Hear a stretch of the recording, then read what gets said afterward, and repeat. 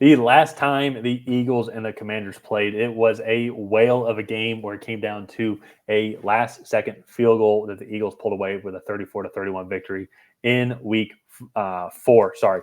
But since then, though, both teams have kind of taken a separate direction. I feel the Eagles continue to be that Super Bowl caliber team. And after that game, everyone's talking about the Commanders are legit playoff contenders. And they are still in the hunt. They're 3-4 outside looking in still. But I have very serious concerns overall for this Commanders team, but which we'll get to here in a second. But I want to start off with the Eagles here, who are coming off a dominant Sunday Night Football victory. I feel like, too, it's going up against Miami. We talked about it in our preview video. They just match up super well against Miami. They have an amazing defensive front, so they're able to rush four, sometimes three, and still get good pressure just because Miami doesn't have a great overall offense, which means they're allowed to just send everybody else back into just a zone and just try and contain Tyreek and Jalen Waddle and company. And that's exactly what happened. So I think it was a great game plan coming in. I think they matched up super well. I thought it was an overall good offensive performance, just more consistently from Jalen Hurts and that offense. They almost seem to stall out at times, which maybe they're still just kind of getting in the rhythm of the season. But A.J. Brown is a beast.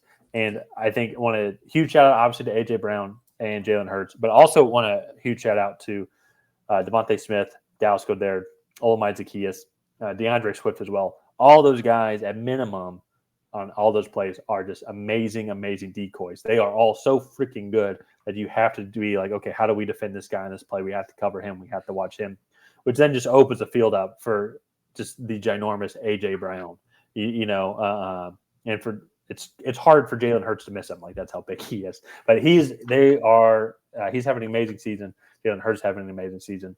The Eagles seem to be turning things around here. I mean, are they still probably the favorites in the NFC? Oh, yeah, probably. Right now, it's kind of hard to tell, but the 49ers are a real contender. They're just very injured at the moment. That's why it's kind of hard to tell. I still think the Cowboys pose a threat that we have yet to see those two teams square off. The Lions, I think, as well. They just had a really bad loss, though. So I think so. Yeah, I still think they're the favorite. It's going to be interesting to watch and kind of see how the rest of the season plays out, though. I do want to point out, while I still think that Philadelphia is the favorite, there's definitely some cause for concern. Jalen Hurts, while he looked good on Sunday night, has not had the best year so far, in my opinion. So he's completing about 67% of his passes, which is great, but he's only completed only had 9 touchdown passes to 8 interceptions. And then on running specific plays, he's rushed for 274 yards and 6 touchdowns, but then he also has a fumble lost as well. So that's 15 total touchdowns to 9 total turnovers. And you just would like to see that ratio be a little bit lower. And they have lost, I believe, they put the ball on the ground 5 times and only lost 1 fumble, which is another thing I think that, like, even if they lose 2 or 3 of those, could maybe some of these scores have flipped.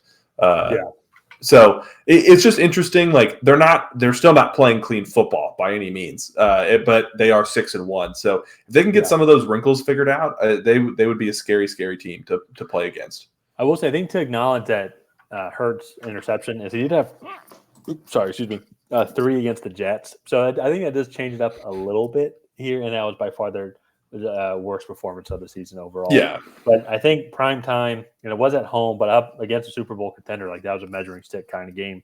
They just dominated that entire game. And so I think that is huge for Philadelphia and their confidence moving forward.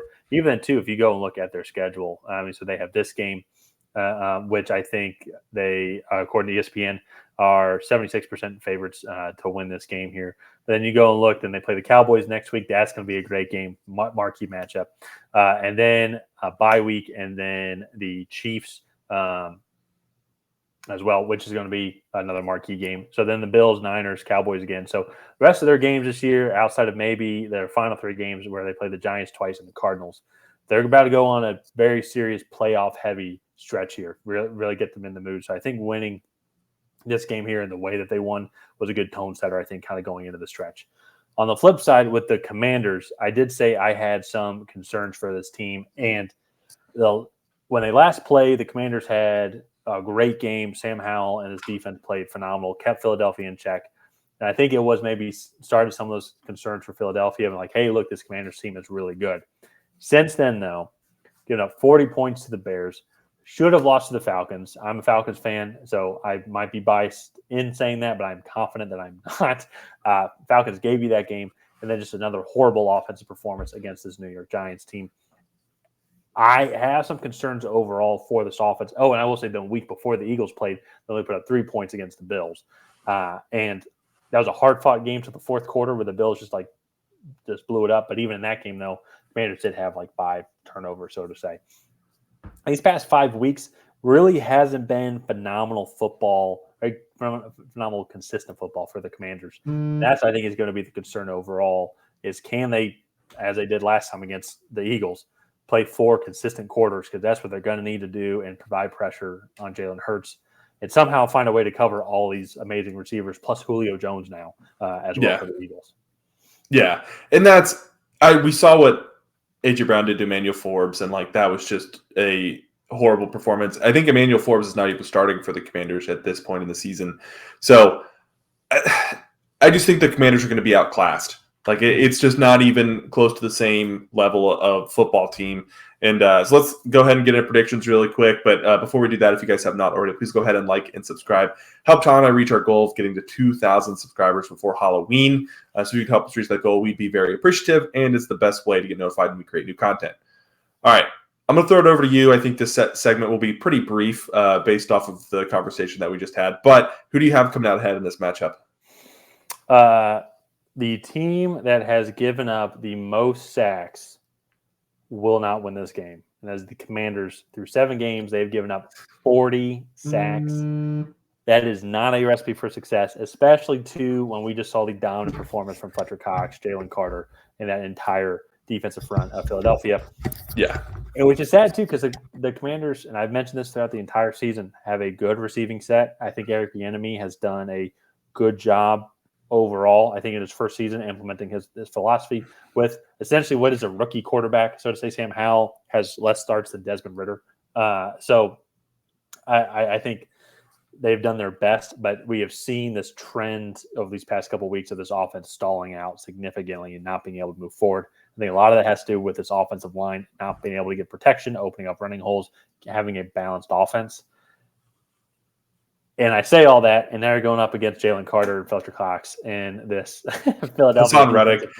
Yeah. Hassan Reddick. Yeah. Nolan Smith, and so then you got Darius Slay and James Bradbury guarding your top 2 receivers. So it's just not a good recipe for success. And at the same time, too, the Eagles might have found something as well, might have found some confidence.